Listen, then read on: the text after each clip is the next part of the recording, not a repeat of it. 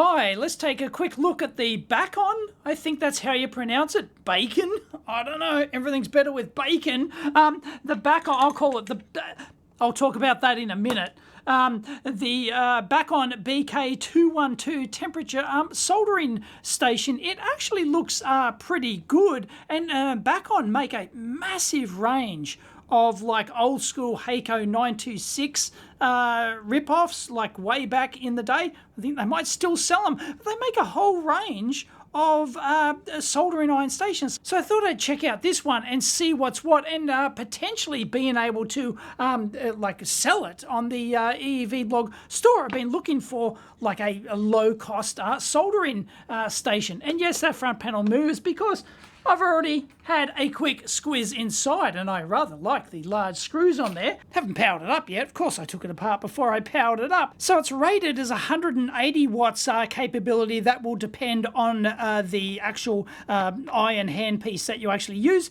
Completely JBC compatible, apparently, both in terms of their particular irons, which look and feel like JBC, but they're not JBC, and the tips are all JBC compatible. And looks like it's got a 7-segment display, very nice, none of that dot matrix rubbish, and it's got a external Type-C USB port on it, so I guess you can power a separate USB iron as well if you wanted to, or some other USB thing, but it supports the 210 series irons from JBC. It supports the, well, they're not 220, they're the 245 is there you go. 245 is the generic series, and the higher thermal capacity 470 series JBC irons, or their particular one, they call it the BC470. Now, they sent me several different hand pieces here. This tiny little one, it weighs absolutely nothing. That is feather light. Like, geez, the cable weighs more than this thing.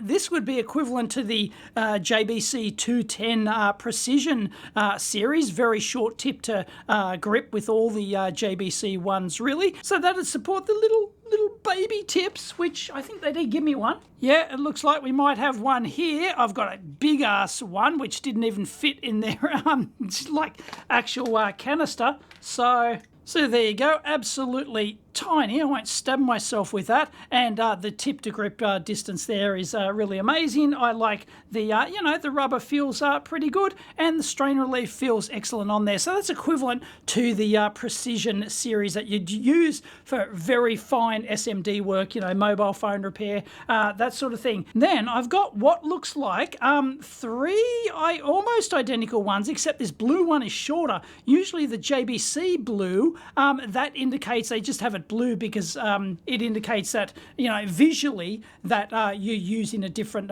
type of, lead-free versus leaded or whatever. So, yeah, but that one's actually physically shorter. That must be the 245 equivalent, and this must be the heavier duty 470. I've got no idea why they've given me two different types. Let me get my JBC one.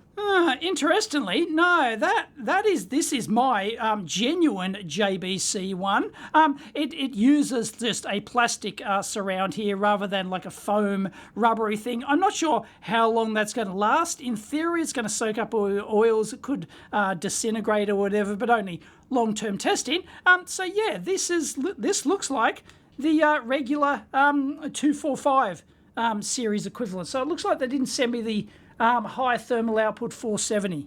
Anyway, none of these hand pieces have any part numbers on them whatsoever, so you've got no idea what's what. Anyway, like the strain relief feels pretty good on them, and they use the standard JBC interface, so you could use these cheap hand pieces on your genuine JBC or vice versa. So the first thing I noticed when I took this out of the box and started to handle it was this stand, and it looks okay. It's all metal, of course. It's got a remote interface which plugs into the back, so like a sleep mode. So it senses when you touch this on here. It can then just shut down instantly, because these are going to be very fast heat up. It's got rubber on the bottom, so it's an otherwise perfectly fine stand. I actually rather like the design of it. It's not I don't like that hasn't got adjustable tilt on it. That's a bit of a bummer. I do like it adjustable tilt, but hey, you know, built down to a price, whatever. But the first thing I noticed is that,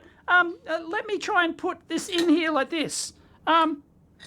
Like, okay, it goes in and it just fell out. It just fell out. I am not dragging that. I just like have to breathe on this thing, like little pinky touch, and this thing like I've got it all the way in.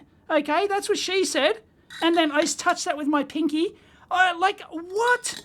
Just moving the cable around. This thing's just going to fall out. This is absolute garbage. Useless. Oh God. Want to get better inside? Let's take a look inside. So front panel, as I said, we've got the JBC standard input here. I like that it's got a knob. That is not a pot. That is a multi-turn pot there. It's pushable so that you can set the temperature, and you can have different temperature sets with the channel. And as I said, it's got a USB output, which is capable of like, I don't know, 10, 20 watts or something. Yep, 20 watts according to the manual with Quick Charge 3 compatibility. So a nice die cast and powder coated alloy case. I rather like it. 180 watts maximum capability, depends on the handpiece. As I said, standard IEC input, fused and everything else, and there's the remote interface there. There's no fan inside, it's just got some vents. There's no other vents on the side or the front, so it's not like you can get airflow in this thing. So as I said, it's got the really long screws which go front to back. I really like that. So we take those off, and the first thing I like about this is, if I get it out of there, is that this is just a very nice board-to-board interface here between the front panel and the case. I really like that. That is excellent. There's our board-to-board interconnect there. We've got ground and power and a couple of various sense things, and that's about it. And then nicely, we've actually got the individual wires from the front panel going over to your connection over here, and that front panel interface board looks pretty good. You could actually replace that, I guess, if something went wrong. But anyway, I'm rather liking this. It's really quite neat. That processor down there is, I don't recognise that brand offhand, but it looks like just, you know, your 8051 compatible. Then we've got a Holtec LCD display and not much else. There's our main switch in trannies there. What is that brand? I don't recognise it offhand. Hard to read on the camcorder screen. And we've got some 10 milliohm current shunts in there. No worries, but yeah, that looks like a very neat, thoughtful layout. I rather like that. Quite impressive. Then we've got a main board which just sits in a rail here, and well, let's talk about that in a minute. So let's slide this out, and ta-da! I like that. Once again, very neat and tidy. You might think that's a mains earth connection, but it's not. It's actually labelled there sleep. That's the actual line that then runs back to the processor, which can detect that you've plugged it in. Primary side caps. What do we got? We've got Young Rui. Their name ain't exactly the best in the business. And let's not bullshit, Maverick. Your family name ain't the best in the Navy. Anyway, here's our mains input. So yeah, it's all sleeved nicely, fused in there, of course. And the mains earth goes over to here. This is interesting. It goes onto the PCB. Let's have a look where it goes, shall we? Here you go. It goes down to the secondary side here, and they've removed some of the solder masks just to get some extra current handling capacity in there. And it looks like they had a pad there for an SMD diodes, but they decided to go with the TO220 package on the larger heatsink there. For you diode aficionados, there you go, knock yourself out. Oh, they're dual diodes. There you go. So that's a full wave bridge there. We've got an input fuse. We've got input MOV protection. We've got input common mode choke. And there's your full wave bridge rectifier. So on the bottom side here, we've got a nice little spark gap there. That's across the input common mode choke, actually. That's our primary side switch-in MOSFET. That's an SMF20N65.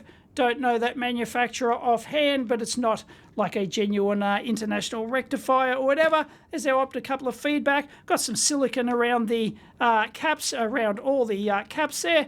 Nice little touch, but the output caps there, yeah, Cheng X, once again, their name ain't exactly the best in the business. But considering that, you know, this is not a hugely expensive iron, sort of built down a price I really like, the format of this, except for one thing, the mains earth.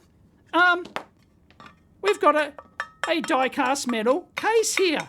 It should be earthed. How is it earthed? How is it earthed? Well, it's not earthed. Look, we've got an exposed pad here. Oh, by the way, the board was siliconed in. That was a nice touch. I just had to break that with a knife. But anyway, we've got a strip along here, which is then actually not even attempting to connect to mains earth. It looks like they were just having a cap over here, but that isn't even populated. So, yeah, they've got a floating metal case here in a mains switching supply. Is that legal? My lord, is that legal? I will make it legal. So yeah, not really happy with that at all, with a metal case. And of course, even if it was actually connected through to mains earth, just relying on the sliding contact in there with just a tinned PCB like that to make contact, that is no good at all. You know, it could oxide and all sorts of things. And yeah, but it's all powder coated, so it's not going to make contact anyway. So yeah, essentially we've got a floating die-cast case here. So yeah, apart from missing the mains earth on the metal die-cast case, sure, it's powder coated, but yeah, nah. You know, I like the metal threaded inserts and long screws going through, and the like modular design of that thing where it just pops out. Very neat, very tidy, but no mains earth is a fail. 4K sponge porn, I know you want to see it. Oh. And anyway, that stand is an absolute fail. I don't even like the sponge. Of course, no brass wool in there whatsoever. And it doesn't tilt and it doesn't hold your bloody iron.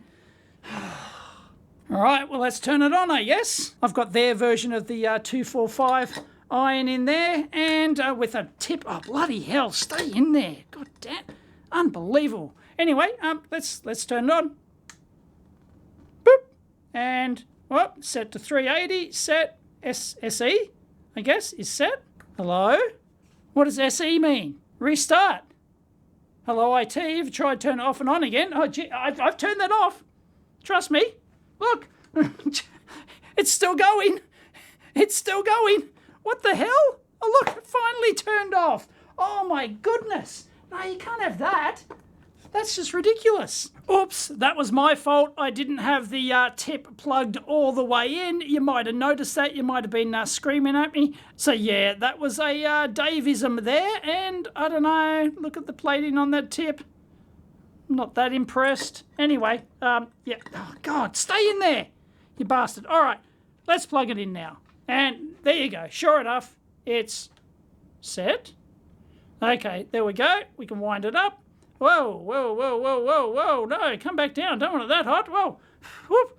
It's got that new tip smoke smell. What? Whoa, Jesus, no. God, I've got to hold the damn thing in place. Okay, we've got our set temperature there. Let's go for 380, shall we? It goes up in, yeah, oh yeah, it can go up in 1, 2, 3 increments.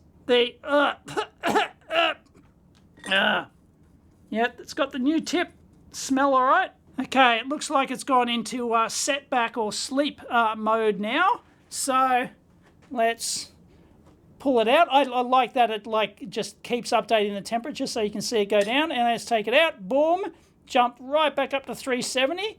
Or just under 380. There was no overshot there according to its own display, of course. I'll just do a temperature check. Got it set for 380. Let's see what it says. 372. That's... oh, it's jumping around. There you go, 380. Yep, no worries. Stupid heap of crap just falls out. This is absolutely the worst iron stand I have ever used. Oh, there it goes again. This is not a full review of its soldering capability, but let's just do a quick test, see if a completely cold copper-clad board here, and set to 380. Is it? Well, it's melting. Come on. Come on. You can do it. There you go.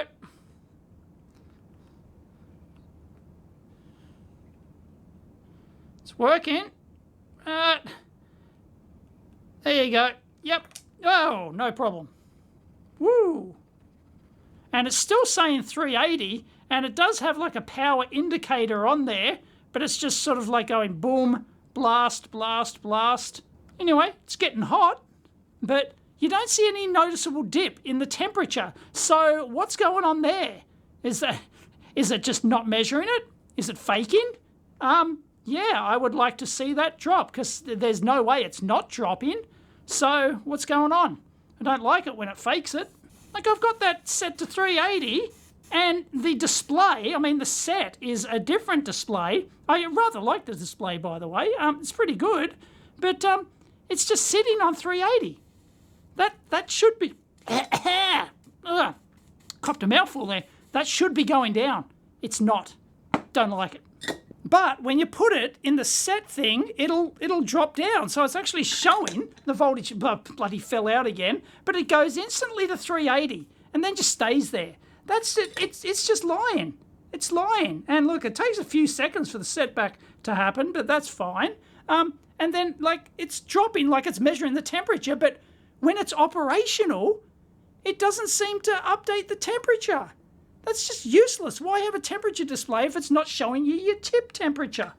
Don't get it. Anyway, that's it. I'm not going to test this anymore. I've seen enough. The BK212, not happy at all. I do actually like the design and the construction and the display of it. The stand is the worst heap of crap I've ever seen in my life. My God, I better switch that off before it causes any damage. And that it's just knocking the table was enough to make that fall out of its stand.